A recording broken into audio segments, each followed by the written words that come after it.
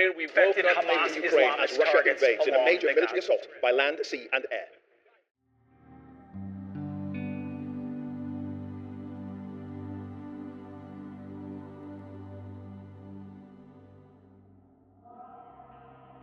Because of the state of the world now, and all the conflicts that are raging around, I thought I would take the time to highlight a game that has never been more relevant. One that details the real impact that war has upon people, the deeply impactful and moral masterpiece that is known as This War of Mine.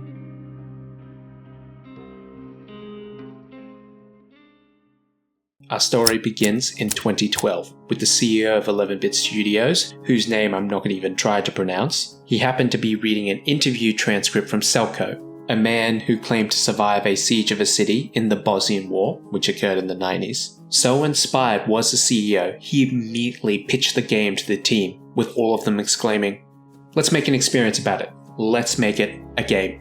But how then do you ensure that the game retains its mature tone? Without this mature tone and the core gameplay loop centered around gathering resources, then you have just made hardcore survivalist Minecraft. The studio's answer was people. We did a lot of research on wars that took place in the last 100 years.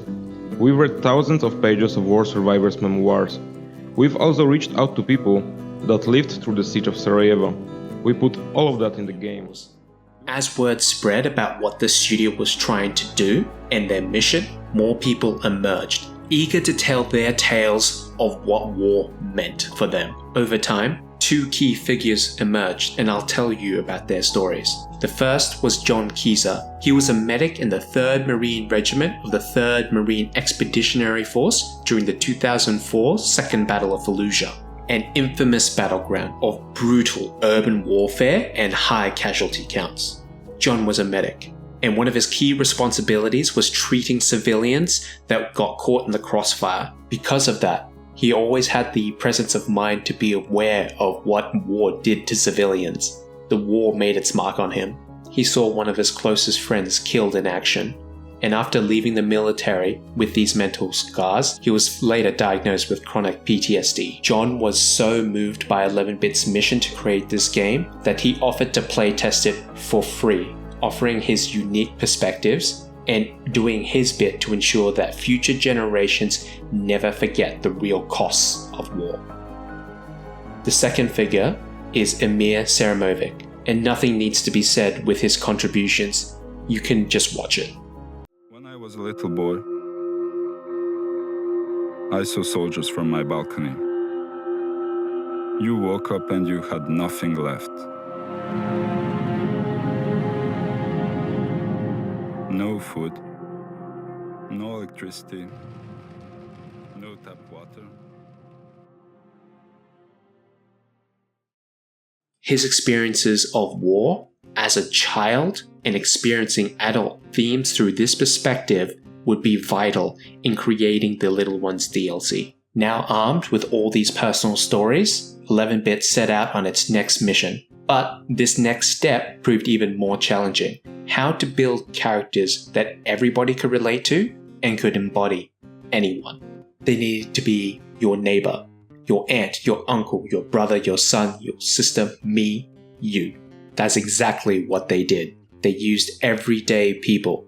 The developers themselves, their friends, their relatives, acquaintances, even the security guard at their office. All the display portraits you see are from people within their team and people related to them or people that they saw every single day. And to do this, I'm not even kidding, they used the Xbox Kinect to scan the faces, and that was the basis for their character models.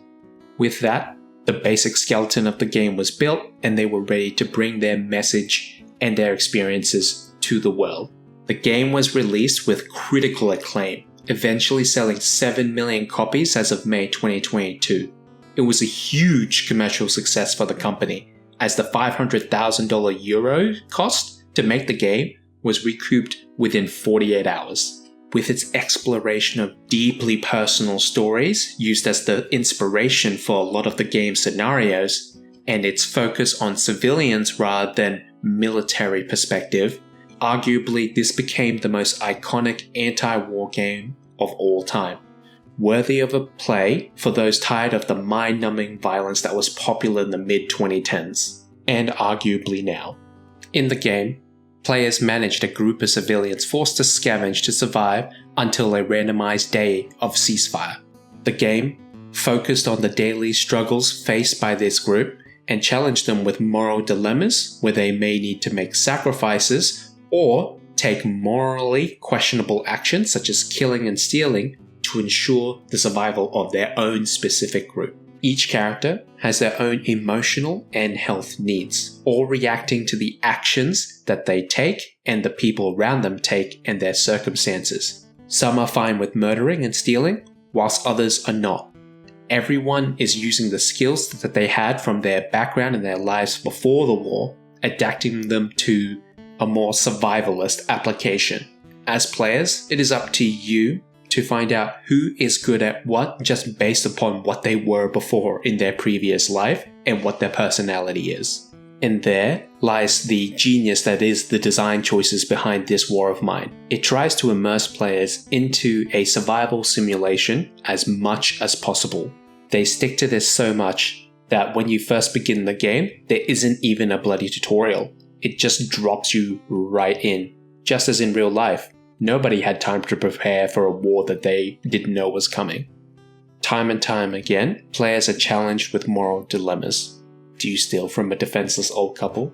Do you intervene and prevent a SA with but a knife versus a fully automatic machine gun from a soldier? Each character's reactions provide feedback from a certain psychological reaction. Continuously committing heinous acts or just poor resource management can be punished through characters having depression, not doing anything, them leaving altogether from the shelter, or even suicide, constantly holding up a mirror to a player's actions and the consequences that result from them. From the first time that you boot up this game, each location just frays your nerves with uncertainty. Are the people evil? Can they be reasoned with? This uncertainty washed over me like a wave of paranoia, tempting me to treat everyone as a potential threat and constantly on edge. There was also tons of replayability in this game because each map location, of which there's only a limited set, has 2 mission states that is randomly decided when you boot up a campaign. But until you go to that location, you don't know which sort of state that location is in. So there's a bunch of replayability with the combinations of maps and their different game states. Now, let's talk about the game's legacy. The game's impact extended far beyond its commercial success. Numerous scientific studies on morality, trauma, and game design have analyzed the game, making it a key source of research material, kind of like EVE Online for the economics world. Despite this landmark achievement, arguably the greatest honor of all was receiving praise from the survivors of many wars. Many people reached out to thank the studio for their work. What I love about this game is that it provides an enduring piece of medium to explore just how brutal war can be. Such was its cultural significance, the Polish Chancellery of the Prime Minister added the game to the recommended reading list for high schools in 2020, making it the world first initiative to ever add a video game to recommended school readings. And this effectively made the game free in Poland, with caveats of course. One of the core criticisms of the game is that although 11-bit tried to do everything right, there is one thing, thankfully, that they got wrong: our humanity. As if to defy all the death and destruction that we as a species can bring about, it is a testament then to our species' capacity to endure hardship together that multiple survivors of the Sarajevo siege say that the game inaccurately depicted how people faced suffering. Rather than kill, steal, or hoard supplies, most people shared their resources together, surrendering their supplies but never surrendering that which mattered most to them, their humanity and compassion for each other. So what did 11-bit learn from all this?